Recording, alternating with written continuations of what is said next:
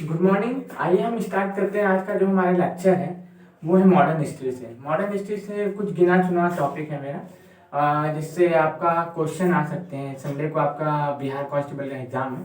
Basically ये lecture उन्हीं को डेडिकेटेड है जो क्या नाम है बिहार का एग्जाम देने वाले हैं। बेसिकली पहले हम लोग जानते हैं बिहार पुलिस में जो एग्जाम देने वाले हैं, तो हमें लगता है कि इस टॉपिक से तो एक क्वेश्चन आ ही जाएंगे। ये मिक्सअप रहेगा, ये सब सब्जेक्ट का मिक्सअप रहेगा और मॉडर्न हिस्ट्री भी इसमें इंक्लूड की जाएगी।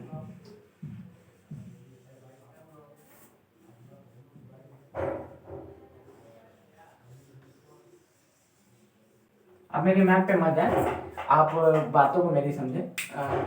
मैं इसको थोड़ा सही भी कर देता हूँ क्योंकि अभी ऑनलाइन प्लेटफॉर्म के लिए थोड़ा सही रहेगा। जैसे कि आप देखिए ये मैप है, ये रहा हम लोग का।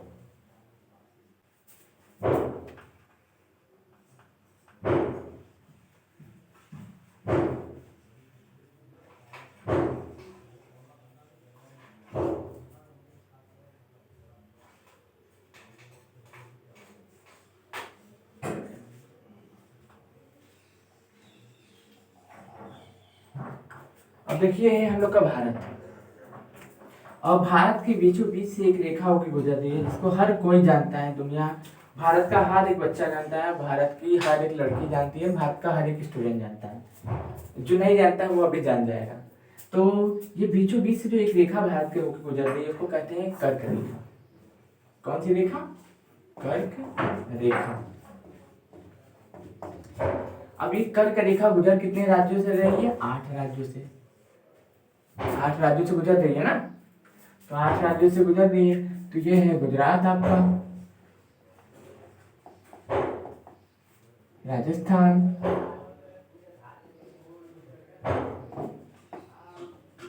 सेकंड, फर्स्ट, मध्य प्रदेश,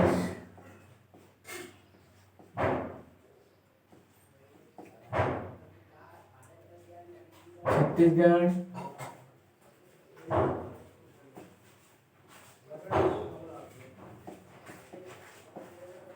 पांचवा है आपका झारखंड,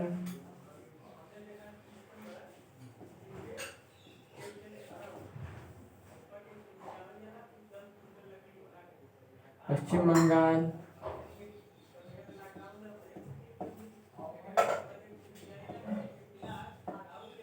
अब छठा है आपका ये छठा है और ये 7वां है आपका त्रिपुरा और मिजोरम। ये 8 राज्यों से हमारी कर्क रेखा भारत में जो है होके गुजर रही है। इनको देखिए, ये गुजरात पहला है, राजस्थान दूसरा है और मध्य प्रदेश तीसरा है, छत्तीसगढ़ चौथा है, 5वां आपका झारखंड, छठा है पश्चिम बंगाल, 7वां है त्रिपुरा और 8वां है आपका मिजोरम। इसको अगर आप ऐसे याद नहीं करना चाहते, इतना डिफिकल्ट आपको लग रहा है कि 8 का नाम, 8 का 8 नाम कैसे याद होगा, तो इसकी एक ट्रिक भी है मेरे पास, जिसको कहते हैं गरम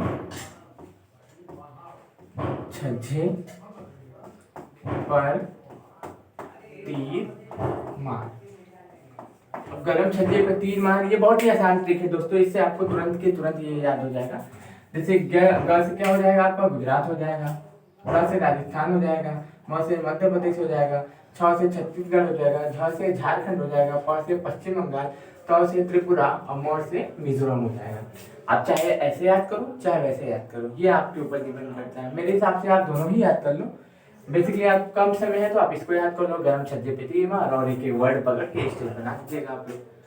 तो ये तो आएंगे ही आएंगे आपके क्वेश्चन। अब पूछेगा कि ये जो कर्क रेखा है इसको कौन सी नदी भारत में 2 बार काटती है? तो उस नदी का नाम है माहे नदी। माहे नदी, ये माहे नदी जो है किसको 2 बार काटती है दोस्तों? कर्क रेखा को।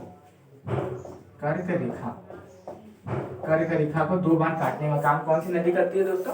करती है माहे नदी। अब आपको ये पता है कि हम लोग का जो भारत है, भारत से एक जो कर्क रेखा होकर गुजर रही है, तो एक मानक समय रेखा भी है। ये 82.5 डिग्री पे स्थित है, 82.5 डिग्री पे स्थित है। तो ये है आपका उत्तर प्रदेश, मध्य प्रदेश, ठीक, छत्तीसगढ़, उड़ीसा और आंध्र प्रदेश, ये 5 राज्यों से गुजर रही है। उत्तर प्रदेश, मध्य प्रदेश, छत्तीसगढ़, फिर उसके बाद उड़ीसा, या ओ भी बोल सकते हैं आप इसे, उड़ीसा, और है आपका लास्ट में क्या है, आंध्र प्रदेश। ये 5 राज्यों से मानक समय रेखा गुजरती है। जो यहाँ पे टाइम होता है वही पूरे भारत का टाइम होता है, क्योंकि आपको सभी को पता है कि सबसे पहले सूरज निकलता है यहाँ पे ईस्ट में, क्योंकि हम लोग की जो अर्थ है वेस्ट टू ईस्ट घूम रही है, मतलब पूरा पश्चिम से पूरब की ओर घूम रही है। तो इसलिए सबसे पहले अरुणाचल प्रदेश में सवेरा होता है और यहाँ पे 2 घंटे बाद होता है। तो हम लोग को टाइम की थोड़ी पाबंदियां हैं, कहते हैं कि यहाँ पे टाइम पहले सवेरा हो जाता है, यहाँ पे लेट में होता है।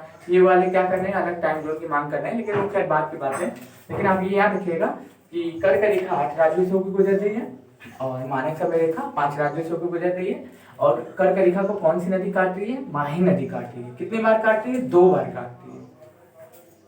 और ये जो हम लोग का ये भारत है, प्यारा Bharat, 68 degree 60 minute 68 degree 60 minute से 97 डिग्री 25 मिनट के बीच अवस्थित है। ये दोस्तों बहुत ही इंपॉर्टेंट है, आपको याद रखना चाहिए कि हम लोग का जो भारत है 68 डिग्री 60 मिनट से लेकर 97 डिग्री 25 मिनट तक हम लोग का भारत अवस्थित है। और ये जो हम लोग का दक्षिणतम देख रहे हैं, ये 8 डिग्री 4 मिनट से लेके 37 डिग्री 6 मिनट तक अवस्थित है। अब ये बेसिक एकदम है दोस्तों, एकदम जीरो, जहाँ पे ऐसे क्वेश्चन आ ही सकते हैं। एक क्वेश्चन तो मेरे हिसाब से पक्का आएंगे कि भारत में इन मैपिंग से, या फिर जो मैं आपको बता रहा हूँ, एक क्वेश्चन तो पक्के आएंगे। और इतनी छोटे से टॉपिक से अगर आपके एक क्वेश्चन भी सॉल्व हो जाते हैं तो बहुत बड़ी बात है, क्योंकि बेसिकली यूट्यूब पे लोग अपना व्यापार कर रहे हैं, तो हम व्यापार करने नहीं आए, हम आपको पढ़ाने आए हैं, क्योंकि हम खुद पढ़ते हैं।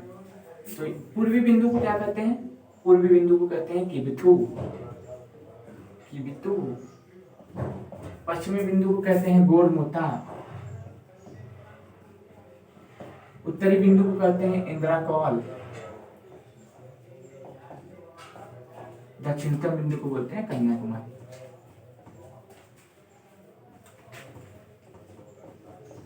आई होप आपको ये सब समझ में आ रहा होगा। अब आगे आइए, आगे स्टार्ट करते हैं आगे की जर्नी।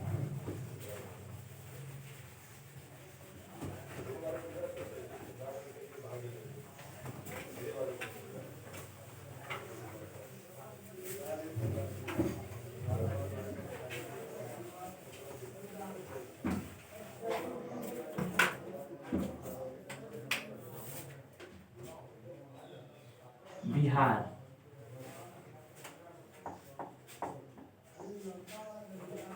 गठन कब हुआ था उसका, 1912 में। 1912 में इसका गठन हुआ था। 1936 में इससे उड़ीसा अलग हुआ। 1936 में उड़ीसा अलग हुआ।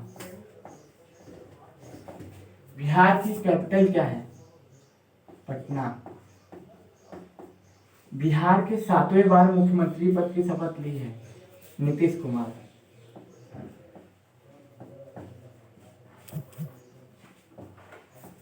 बिहार के राज्यपाल यानी गवर्नर, बिहार के राज्यपाल यानी कि गवर्नर इस समय है फागू चौहान। फागू चौहान। बिहार में पटना, पटना जो है गंगा और सोन नदी के संगम पे बसा हुआ पटना, गंगा प्लस सोन नदी के संगम पे बसा हुआ है। और इसकी स्थापना किसने की थी, पटना शहर के उदयन ने। पटना शहर की स्थापना की थी। बिहार में एक नेशनल पार्क है। नेशनल पार्क का नाम है, नेशनल पार्क का नाम क्या है, Valmiki national park. Valmiki national park कहाँ पे है ये, पश्चिमी चंपारण में।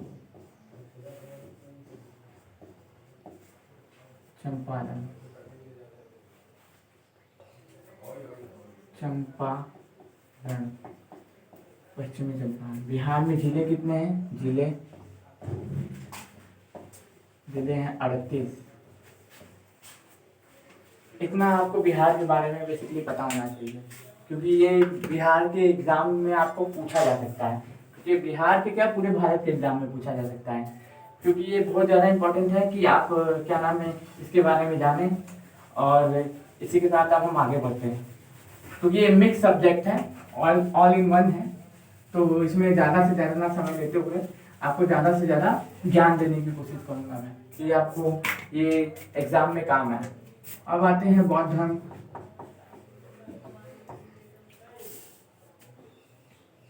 बौद्ध धर्म जन्म लुम्बिनी,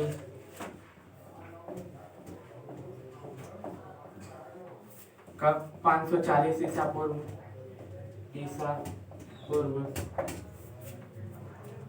540 नहीं, 563 ईसा पूर्व।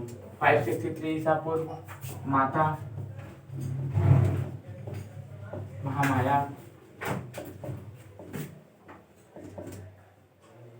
जन्म देने वाली माता महामाया, और पालने वाली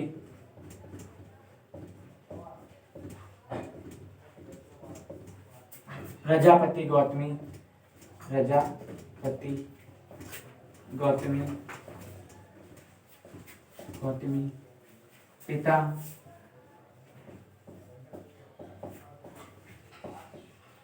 शुद्धोधन। पिता शुद्धोधन। गुरु अलार कलाम।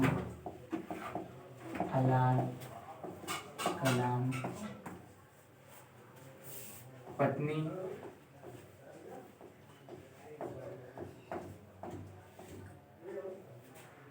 यशोधरा। बचपन का नाम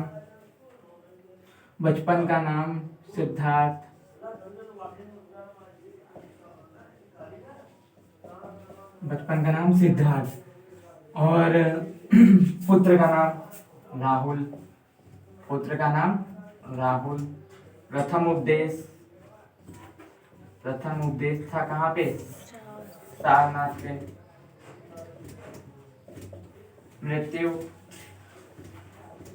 मृत्यु कहाँ पे हुई थी इनकी? मृत्यु हुई थी इनकी कुशीनगर में। मृत्यु हुई थी इनकी कुशीनगर में भी कब? 483 बीसी में। 483 बीसी में। ज्यादा उपदेश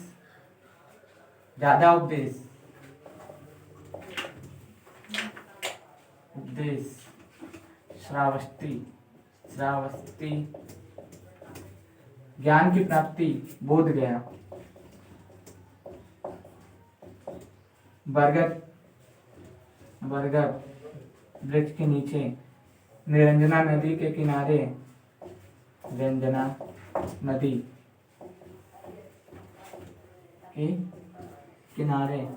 मृत्यु 483 में कुशीनगर में हुई थी, जो मगध महाजनपद में ही शामिल था।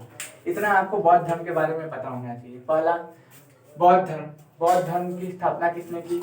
महाबुद्ध ने की थी। बुद्ध का जन्म कब हुआ? जन्म हुआ था लुम्बिनी में 563 बीसी में। माता का नाम जो जन्म दी थी कहा था? महामाया था। पालने वाली माता का नाम था प्रजापति गौतमी। पिता का नाम शुद्धोधन था, शाक्य कुल के थे। प्रथम उपदेश सारनाथ में दिए थे। और क्या नाम है, उनकी मृत्यु कहाँ हुई थी? कुशीनगर में हुई थी 483 बीसी में। सबसे ज्यादा उपदेश श्रावस्ती में दिए थे। और उनके बचपन का नाम सिद्धार्थ था। उनके पुत्र का नाम राहुल था।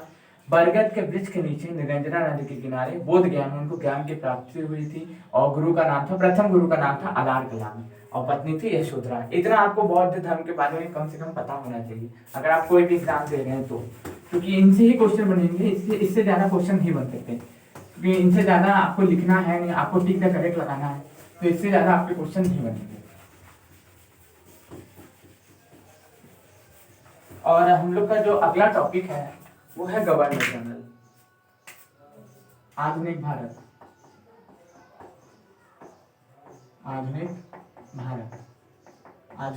में भी क्या आधुनिक भारत में भी हम लोग के गवर्नर कौन है, गवर्नर जनरल कौन थे इंपॉर्टेंट, जो बहुत ज्यादा काम किए हो, जैसे कि बंगाल का प्रथम गवर्नर, बंगाल का प्रथम गवर्नर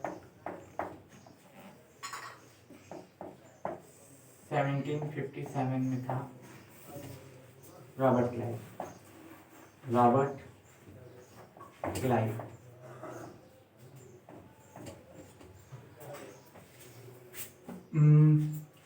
प्रथम गवर्नर जनरल, प्रथम governor general 1773 Warren Hasting, Warren Hasting. इसके समय शासनकाल में कलकत्ता में सुप्रीम कोर्ट की स्थापना हुई थी। कलकत्ता में सुप्रीम कोर्ट की स्थापना हुई थी 1774 में सुप्रीम कोर्ट की स्थापना हुई थी। उसके पहले जो मुख्य न्यायाधीश थे उनका नाम था एलिजा इम्पे।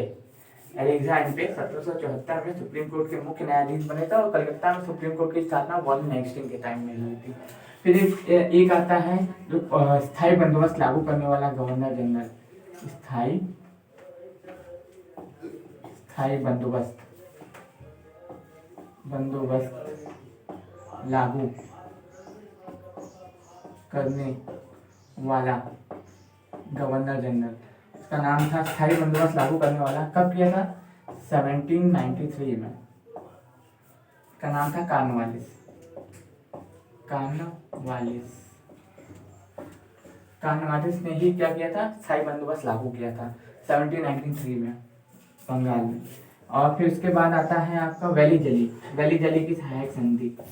वैली जली ये क्या लेके आया था?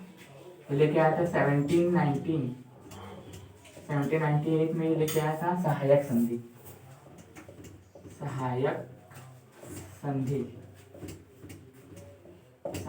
लेके आया था। कौन? वैली जली। इसके बाद आता है जो इम्पोर्टेंट है वो है लॉर्ड विलियम बेंटिक।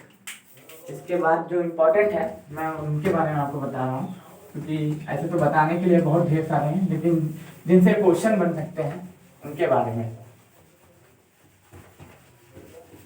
अब अगला जो है वो इम्पोर्टेंट जो है मुझे समझ में आ रहा है वो है Lord William Bentinck. Lord William Bentinck था, इसका कार्यकाल था 1833 में। इसने क्या किया था? सती प्रथा का अंत किया था। सती प्रथा का अंत। इसने क्या किया था? सती प्रथा का अंत किया था। इसने सती प्रथा का अंत किया था। किसके साथ मिलकर? राजा राम मोहन राय के साथ। राजा राम मोहन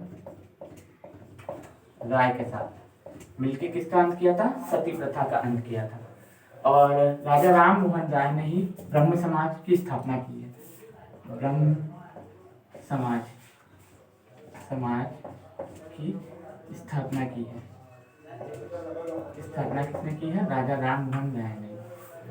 आर्य समाज की भी स्थापना इन्होंने की थी, ब्रह्म समाज की भी स्थापना इन्होंने की थी, हिंदू कॉलेज की भी स्थापना भी इन्होंने करवाई थी। इसने राजा राम मोहन राय ने। अब 1833 के बाद हम सीधा आ जाते हैं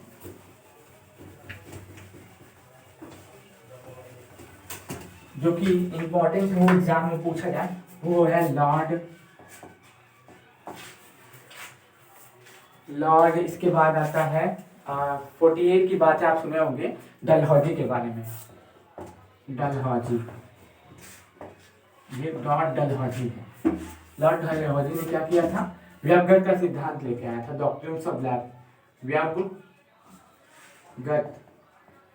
का सिद्धांत लेके आया था।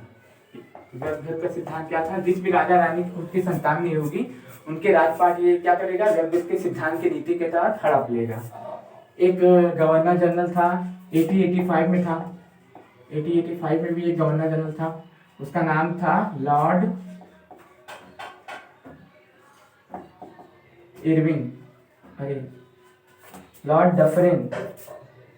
डफरिन 1885 में लॉर्ड डफरिन था। इसके समय कांग्रेस की स्थापना हुई थी।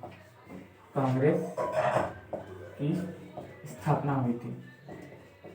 कांग्रेस की स्थापना हुई थी कब? 1885 में लॉर्ड डफरिन के शासनकाल में। और ये इसका शासनकाल था 1848 टू 1856। और फिर 1857 की जो क्रांति हुई थी उसमें जो हमारा वायसराय नया गवर्नर जनरल था वो था लॉर्ड कैनिंग। लॉर्ड कैनिंग हम लोग का क्या था? लॉर्ड कैनिंग हम लोग का था 1857 की क्रांति के समय गवर्नर जनरल। ये प्रथम वायसराय भी यही बनता है। 1858 में प्रथम वायसराय भी कौन बनता है? Lord Canning.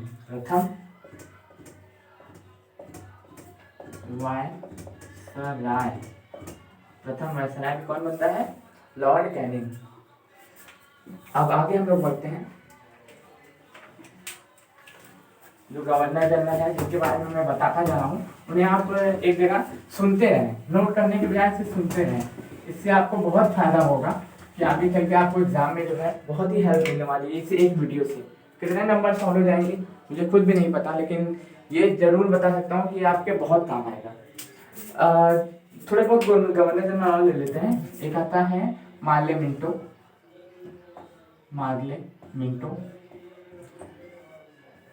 ये था 1909 में, 1909 में। मार्ले भारत सचिव और मिंटो वायसराय। और ये है मार्ले क्या है? भारत सचिव।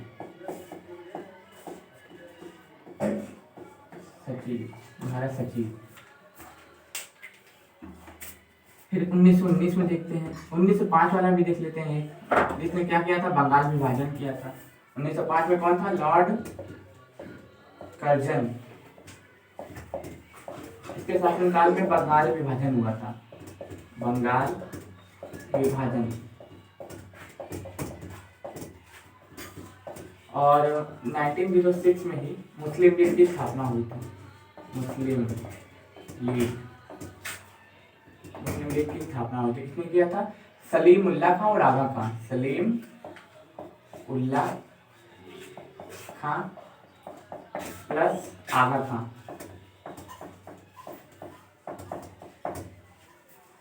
और जब भगत सिंह को फांसी हुई थी तो 1931 की बात है, 1931 की, जब भगत सिंह को फांसी हुई थी तो उस समय वायसराय था लॉर्ड इरविन। इनके शासनकाल में भगत सिंह को फांसी हुई थी और गांधी इरविन समझौता भी इसी के समय हुआ था। इसलिए ये इतने ज़्यादा तो आपको याद होना चाहिए। अब हम लोग का अगला जो टॉपिक है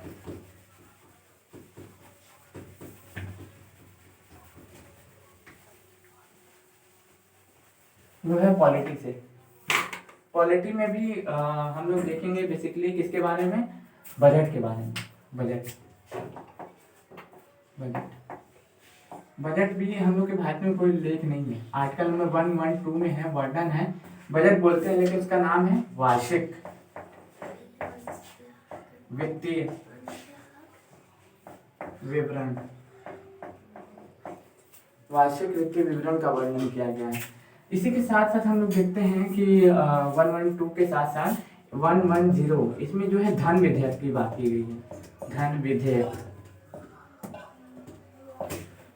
2018 में देखेंगे, 280 में देखेंगे वित्त आयोग की बात की गई है। वित्त आयोग की बात। इसी के साथ साथ हम लोग देखेंगे आर्टिकल 116 में है लेखानुदान